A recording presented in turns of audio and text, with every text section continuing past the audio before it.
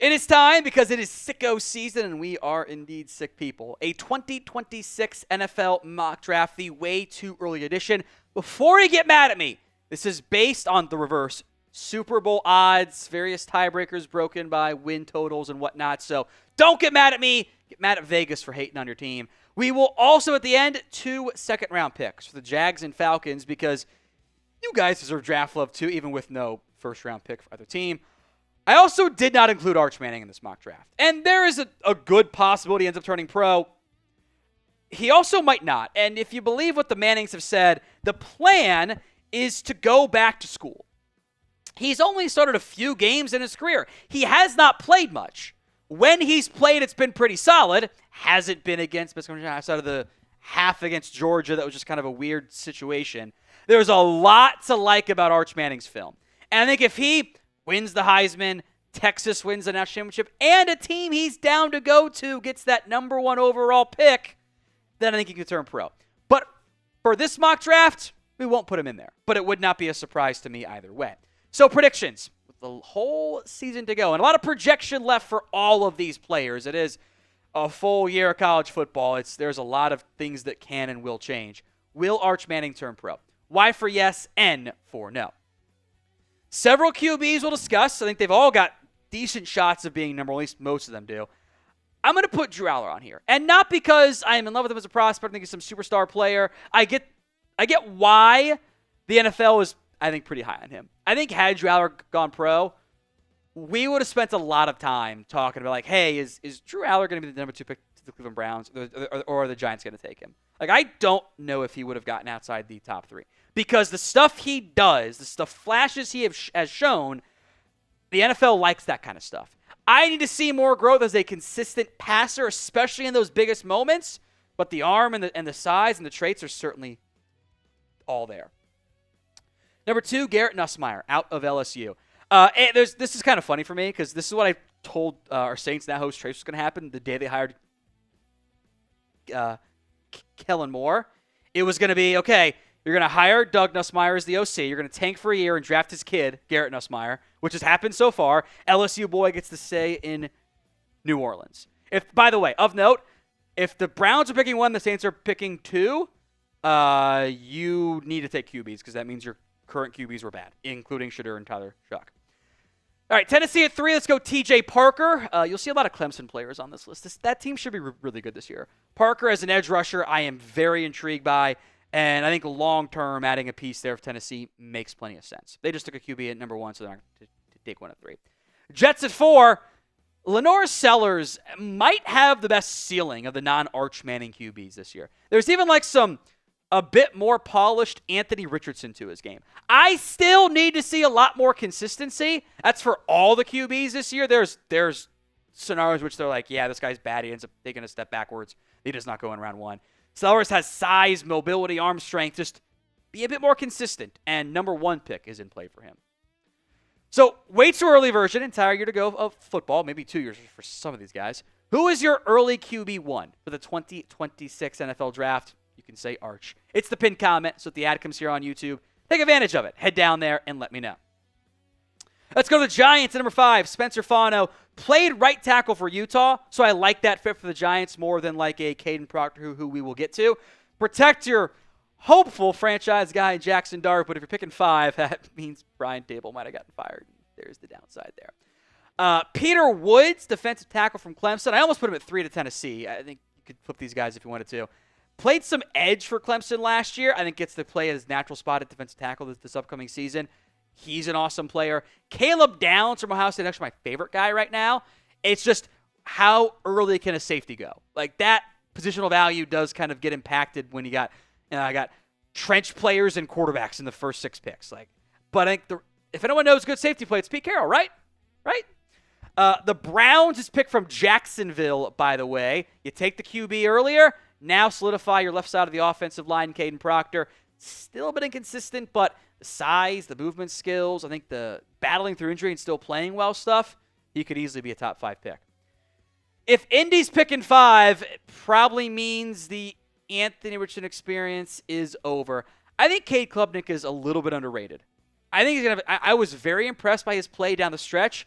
seemed like it all kind of began to click into place there. I don't know what the front office looks like, the head coach looks like in Indy if they're picking number 9 overall, but I do think Klubnik has a chance to be QB1 in this class. Seattle takes Ramad McCoy out of Tennessee. Reek Woolen is a free agent, may or may not be back. Kind of want another cornerback there anyway in Seattle, or in addition to, I should say, in Seattle. And I think early vibe is probably the favorite for CB1, but that is by no means set in stone. Today's show is made possible by Prize Picks. Cash in on the basketball playoffs with Prize Picks. Don't miss your last chance to add your favorite players from the court to your Prize Picks lineup. Whether it's points, boards, assists, take your pick of more or less for your shot to win 2,000 times your cash today. Turn those playoff hot takes and tickets to basketball's championship series. Starting with the play-in round, every lineup you make on Prize Picks will enter you in the Takes 2 tickets sweepstakes, which gets you and a +1 into the VIP trip to the ship. They've also got season-long football Prize Picks slates. Cowboys don't have a wide receiver 2. More on that in a second for this mock draft, by the way. Breece Hall might not be as involved in the running game with the rotation and Justin Fields getting carries there. And Dak Prescott, if he's healthy, will get to at least 24 TDs. I like the flex play. That way, if I get one wrong, I still come out on top. You can get a pick wrong and still double up to your money with Prize Picks.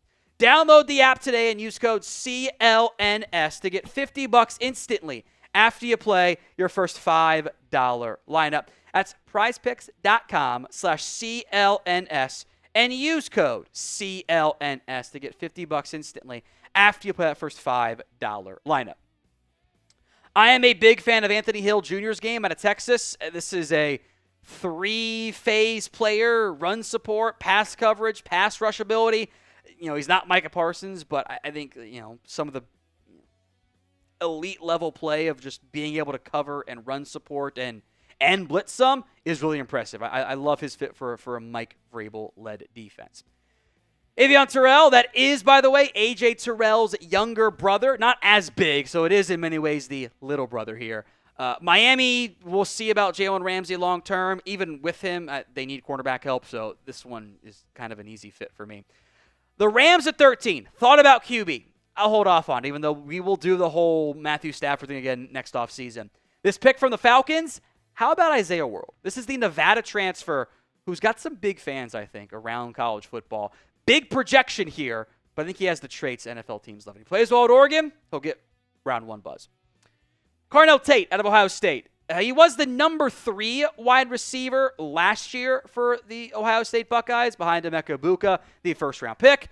Jeremiah Smith, the future first-round pick. Despite being the number 3, he put up 733 yards. He is a former 5-star. In general, this wide receiver class, it needs some breakouts. Otherwise, it's a little bit shaky.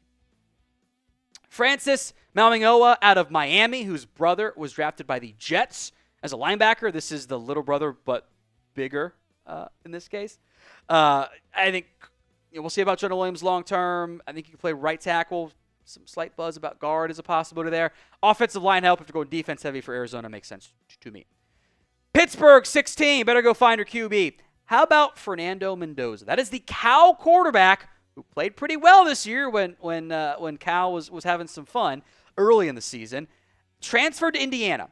Not a household name necessarily. Some of the, I call them fellow nerds who like the study the QB film going in. I've heard a lot of good buzz about Mendoza. So I'll put a little flyer on him here at 16 overall. How many QBs go in round 1 of the 2026 NFL Draft? I got a bunch in this one. Give me your predictions in the comments of today's show. Jeremiah Love at Notre Dame. Ben Johnson's going, this is my Jahmyr Gibbs.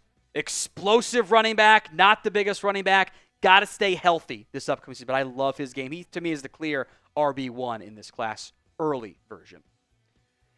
Dylan Thieneman, who transferred from Purdue to Oregon, I think is going to get a lot of buzz this season. In general, I think the safety class has some really good talent, not just Caleb Downs. The edges just kind of fell in this mock draft. I didn't intend for that, but I pushed a bunch of QBs up, so that's how it goes. Keldrick Falk really big frame, good size, is a different type of passer than what Denver has. Denver's kind of a lot of speed players. This would be a good fit for them. A lot of people mocked, including me, Jahad Campbell to Tampa. Well, he went later to Philadelphia. How about C.J. Allen, the Georgia linebacker? Should be primed for a big season to showcase some good run stopping as well. Chargers go get a corner. Malik Muhammad out of Texas, now in line to be CB1 with Jahdae Barron gone. Fills a need there. I've heard some good buzz from the NFL on LT Overton, the former A&M transfer to Alabama. Showcased some good stuff down the stretch. Has to finish better, but I think the Texans could use a top-end interior defensive line presence. Austin Barber out of Florida. Say what you want about Florida's coaching staff. I do think they do a good job of offensive line. That's kind of been a trait of Billy Napier going back to his time at Louisiana. I think it's a pretty good schematic fit. And the Niners need help on the offensive line at some point, right? We will have more NFL draft YouTube videos for you year-round. It's sicko season, draft season never stops. Hit that sub button so you don't miss out. YouTube.com/chatsportstv. We'll see about Jair Alexander long-term. Jalen Kilgore, I almost went with some other SEC corners. There's some good ones kind of in this range. We'll mention DJ McKinney later too, but Damani Jackson kind of have a big-time year. But I think Kilgore brings the athletic traits the Packers tend to covet. Big boy in the middle for the Bengals at 25. Caleb Banks has the size that NFL teams like, and Bengals got to keep throwing assets to that defensive line. Ruben Bain, if we come back in 300 days, he might look really low on this. He was great in 2024, but was banged up a lot. Or in 2023, was banged up a lot in 2024. I think will be healthy this year, and it could be a real riser. Rams get a corner, A.J. Harris. I think it's a need for them, and those Penn State guys almost always test great athletically, don't they? I'll shoot my shot at tight end here. Travis Kelce is actually out of a contract after this year. This might be it. And they've spent some, late day 2, early day 3 picks. I think Max Clare going from Purdue to Ohio State, as long as the quarterback play isn't terrible, is going to put up big-time numbers, big-time production. I think he's got a chance to be tight end 1 in this class. Danny Dennis Sutton out of Penn State goes 29 here. I think this is a speedy edge. It's not Abdul Carter, it's not Micah Parsons, but he still almost put up double-digit sacks. He should be primed for a big year. I'll throw another receiver to Buffalo, because why not? Jordan Tyson out of Arizona State, maybe as a long-term better piece than Joshua Palmer. We would spend more time on Tyson if he wasn't hurt for the CFP. I think he would have made a pretty big name for himself there. Out of Oregon, Mateo Uyunglele. Yes, that is DJU's younger brother. Again, the edges just kind of fell. I think they'll probably end up going earlier than this. Unlike his brother, this will be an early round NFL draft pick. And then I couldn't resist putting a Georgia defensive tackle to Philadelphia at 32. All right? Would that surprise anybody? I think Christian Miller, with a lot of personnel losses up front for Georgia, is primed for a massive breakout season. Jags and Falcons fans, I got you covered 40 and 45. Throw in Deontay Lawson out of Alabama. Maybe that's not, I'm not sure what this new regime wants yet in terms of their overall archetype, but veteran, heady football player, got to stay healthy. Mansour Delane is the Virginia Tech transfer, now at LSU. Don't sleep on that name either. A lot of names I did not get to. I'm going to mention 11 more actually here. Who did I leave off of my 2026 NFL mock draft? Let me know in the comments section of today's show. Some other names. I think Nick Singleton is the next best back out of Penn State. Katron Allen also is a good name too. Both Andersons at LSU, Nick and Aaron. LSU low-key has 3, maybe 4 guys that could have massive breakout years and become round 1 picks at wide receiver. It wouldn't surprise me. Evan Stewart is talented, but has to actually put it together. Big chance for him this year. Denzel Boston is a good player at Washington. Jake Slaughter would have been one of the top centers had he gone pro last year. David Bailey transferred from Stanford to Texas Tech. Don't sleep on him. Sontaran Perkins is kind of undersized, but really productive at Ole Miss. Harold Perkins Jr. had that great freshman year, and then just they still kind of stuck of being a tweener. Is he an off-ball linebacker? Is he an edge? He's kind of stuck in between, now coming off injury. Seen some love for DJ McKinney. Life could be different for him this year with no Travis Hunter. Kamari Ramsey, part of a good safety class. Could have been a top 50 pick, top 75 pick had he turned pro.